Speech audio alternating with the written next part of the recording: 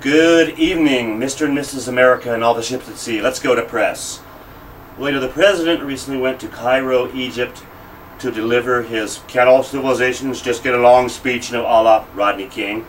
And of course, the sad answer is no. But it's a nice sentiment. He wants to buy the world a Coke. Gives everybody kind of the warm fuzzies. And after the last 8 years, reaching out was probably a good thing. And as promised, he went to a Muslim capital to talk to the Muslim world. But predictably, the hard right yappers over here exploded in outrage. We're America, bitch! Jehovah's chosen ones are out there doing dad's work, bringing Christ and capitalism to the world at the point of a cruise missile and Marine bayonets. And yet this Barack Hussein Obama stoops to actually try talking to Muslims rather than simply at them. Well, all that, of course, is just further proof that, he's a sleeper agent, and has been for many, many years since that evil infant forged that Hawaiian birth certificate, those many years ago. But the president remains very popular still in this country. So the right's been, rolling out their big guns. They had a little tag team action last week. Rush Limbaugh went on Sean Hannity's TV show on Fox. Now, Rush going on Fox, surprise, surprise, surprise. Never saw that coming, right? But isn't Hannity interviewing Limbaugh a little like Joseph Goebbels interviewing, Hermann Göring? Well, we had to invade Poland, we had to. And those pushy Jews, it was Emirates, I'm telling you, Emirates. But no, that's not fair. They're not Nazis. The right-wingers in this country are not Nazis. And I don't want to demonize people I disagree with politically, because that's Rush and Sean's shtick.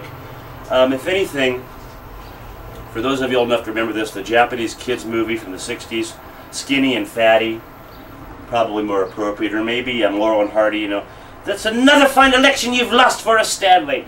But Rush and Sean have gotten together before. Occasionally they get together for like a mutual stroke session.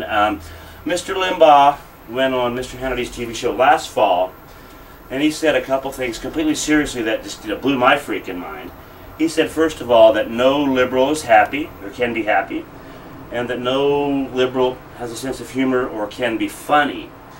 Well, happiness, kind of an existential state. It comes and it goes, so you judge that statement yourself. But the second one, that no liberal has a sense of humor or can be funny. Really, Rush? Seriously? Well, I don't know. Just off the top of my head, I'm guessing Lenny Bruce, George Carlin, Richard Pryor, let's say, were never out canvassing, for Goldwater or Nixon. So, but I guess it's the same old stuff, hyperbole, exaggeration. It's part of Rush's shtick. And give the big man his due. He can be funny occasionally. Gets off a little something funny in small doses. But he also purports to be, to be a deep political thinker, America's truth detector. So here's a bit of truth for you. And I wanted to get this exact, so I went on the Fox News website to record this quote verbatim. And last week on Fox, this is something that Rush Limbaugh said completely seriously. So if you think the media in this country can't be owned by Barack Obama, think again. Well, that's the path we're headed down. We have to stop and shout and stop and oppose it. This is not the America that you and I grew up in. I said earlier, if Al-Qaeda wants to demolish the America we know and love, they better hurry, because Obama is beating them to it. Yeah, okay, a bit of a jaw dropper. But let me rewind that and give that to you again, so there's no misunderstanding. Direct quote from El Rushbo. If Al-Qaeda wants to demolish the America we know and love, they better hurry, because Obama is beating them to it. That's right, folks. According to Rush, the duly elected President of the United States is neck and neck in a race with the world's most murderous terrorist organization to destroy the very country he was elected to lead.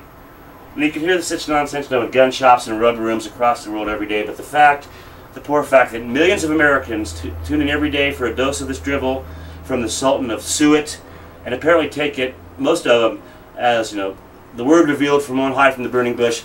Well, to me, that's just more sad proof that this once proud nation is rapidly devolving into a banana republic.